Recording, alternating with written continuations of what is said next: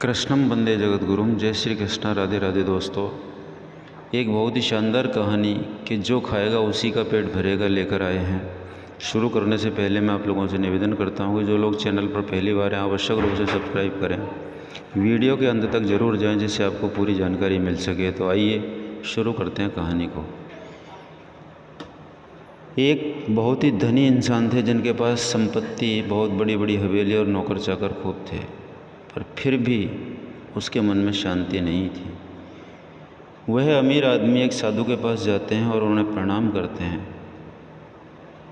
बोलते हैं, महाराज, मेरे पास पैसे की कोई कमी नहीं है, पर मेरा मन बहुत अशांत रहता है। आप कुछ ऐसा उपाय बताएं कि मेरी सारी अशांति दूर हो जाए। साधु ने सेठ जी से पूछा, क्या तुम सचमुच शांति पाना चाहते हो? तो मैं जो भी कहूँगा वो तुम्हें चुपचाप मानना पड़ेगा। सेठ जी ने फ़ौरन सिर झुकाकर मंजूर कर लिया। उस साधु ने सेठ जी को बाहर सख्त धूप में बिठा दिया और स्वयं अपनी कुटिया के अंदर छाँव में जाकर चैन से बैठ गए। गर्मी के दिन थे। सेठ जी का गर्मी से बहुत बुरा हाल हो गया। उसको बहुत गुस्सा भी आया, पर वह चुपचाप बैठा रहा। शाम को सेठ को बहुत ही सादा लंगर, इसमें सूखी रोटी और दाल खाने को दी। दूसरे दिन साधु ने कहा, सेठ जी, आज तुम्हें दिन भर खाने को कुछ भी नहीं मिलेगा, आज तुम्हारा व्रत है। सेठ जी ये सुनकर भी चुपचाप रहे, लेकिन भूख भी बहुत परेशान कर रही थी। दिन भर सेठ के पेट में चूहे कूदते रहे और अन्न का एक दाना भी उसके मुंह में नहीं गया था। लेकिन उसने देखा कि साधु ने उसी के सामने बैठकर बड़े आनंद से हलवा और पूरी का भोजन किया। सेठ जी को सारी रात नींद नहीं आई। वह सोचता रहा, ये साधु तो बड़ा स्वार्थी है, मुझे क्या शांति देगा। तीसरे दिन सवेरे ही उसने अपना बिस्तर बांधा और चलने को तैयार हो गए। तभी साधु महाराज उसके सामने आ गए और बोले, सेठ जी क्या हुआ? सेठ ने कहा, मैं यहाँ बड़ी आशा लेकर आपके पास आया था, लेकिन मुझे यहाँ कुछ नहीं मिला। उल्टा मुझे ऐसी मुसीबतें उठानी पड़ी जो मैंने जीवन में कभी भी नहीं उठाई थी। मैं अब यहाँ से जा रहा हूँ। यह सुनकर साधु महाराज हंसने लगे।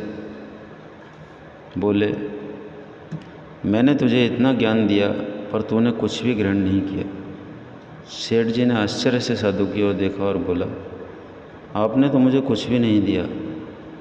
साधु ने कहा, सेठ जी, पहले दिन जब मैंने आपको धूप में बैठाया और खुद छाँव में बैठा रहा तो मैंने तुम्हें बताया कि मेरी छाँव तुम्हारे किसी भी काम नहीं आ सकती। जब मेरी बात तुम्हारी समझ में नहीं आई तो दूसरे दिन मैंने तुम्हें भूखा रखा और खुद खूब अच्छी तरह हलवा पूरी खाने में खाया। उससे मैंने तुम्हें समझाया कि मेरे पकवान खा लेने से भी तुम्हारा पेट नहीं भर सकता। सेठ जी, याद रखो, मेरी साधना से तुम्हें कुछ नहीं मिलेगा। परमार्थ एक ऐसी राह है जहाँ मंजिल तक पहुँचने के लिए खुद ही यात्रा करनी पड़ती है। मैं तुम्हें रास्ता बता सकता हूँ, लेकिन उस पर चलना तो तुम्हें खुद ही पड़ेगा।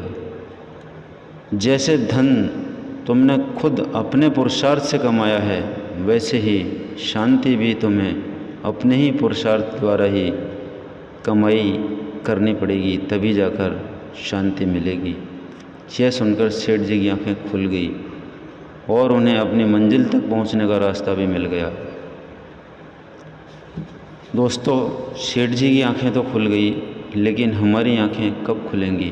हमें भी एक पूर्ण गुरु, जिसे हम यदि कहें बड़ी भाषा में जगत गुरु श्री कृष्ण, या हमारे आध्यात्मिक गुरु, या हमारे रोल मॉडल जो भी हैं, जो हमको रास्ते पर चलने के लिए रास्ता बताएं, यदि हम उस पर चल रहे हैं तो हमें निश्चित रूप से अपनी मंजिल मिलेगी। और यदि हमने अपनी आंखें बंद कर ली हैं तो हमें कभी भी मंजिल नहीं मिलेगी। तो दोस्तों, अपनी आंखों को खोलो और महापुरुषों द्वारा बताए हुए रास्ते पर चलो। एक बात याद रखोगी, उसी को फल मिलेगा जो आपके द्वारा किया हुआ होगा। कोई महापुरुष कितना भी पहुंचा हुआ क्यों नहीं हो, उसकी कमाई उसी को मिलेगी, हमें नहीं। हमें तो वही कमाई हासिल होगी जो हमने अपनी साधना से, भजन सुमरन से अर्जित की होगी या परमार्थ करके अर्जित की होगी, वही हमारे काम आएगी, अन्यथा हमारे कुछ भी काम आने वाला नहीं है। तो दोस्तों, दिन और रात ये नियमित रूप से सूर्य का उगना, चंद्रमा का उगना हमारे आयु को लगातार क्षीण करते हुए जाते हैं। हम यदि समय को नहीं पहचान पाते तो हमारे सामने वह समय आ जाता है जब हम यह सोचने लगते हैं कि अब क्या करें, कुछ भी नहीं कर सकते। कभी कभी आपने देखा होगा कि जिस व्यक्ति का अंतिम समय नज़दीक होता है, वह व्यक्ति केवल एक ही बात कहता है कि मित्रों या भाइयों या जो भी और आपका रिश्ते में होगा कि मैं अपने जीवन में कुछ भी नहीं कर पाया। लेकिन आप कभी भी इंतज़ार मत करना, जो करना हो समय से कर लेना, क्योंकि मौत और ग्राहक कभी भी इंतज़ार नहीं करते, ये हमेशा तैयार रहते हैं और समय आने पर आपको उसका ग्रास बनना ही पड़ता है। इसलिए अपनी उम्र को पहचानो, समय के साथ अपना जीवन आगे बढ़ाओ। नमस्कार, धन्यवाद।